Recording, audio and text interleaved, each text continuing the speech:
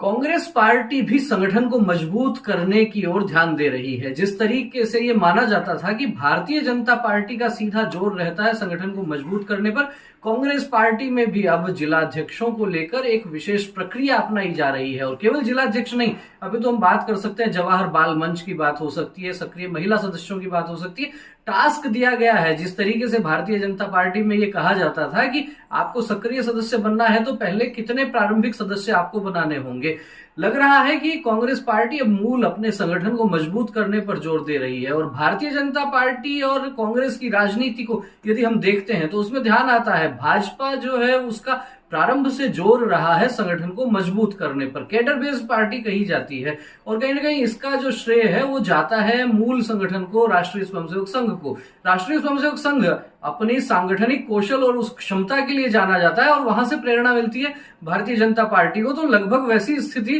कि संगठन के स्तर पर यदि मुकाबला करना है भाजपा का तो कांग्रेस भी उस राह पर चल पड़ी है। अनेक राजनीतिक विश्लेषक ये बात भी मानते हैं कि भाजपा और कांग्रेस में जो मूल अंतर है, जो बेसिक अंतर है, वो संगठन का ही अंतर था। ये कहा जाता है कि भाजपा में जो है वो कार्यकर्ता जो जुड़ते हैं उनमें अधिकांश लोग वैचारिक पृष्ठभूमि और विचार से जुड़ते हैं, वही कांग्रेस पार्टी में जो कार्यकर्ता जुड़ते हैं वो व्यक्तियों से जुड़ते हैं। और व्यक्तियों से जुड़ने वाले जो लोग हैं वहां विद्रोह होने की संभावना भी अधिक रहती है।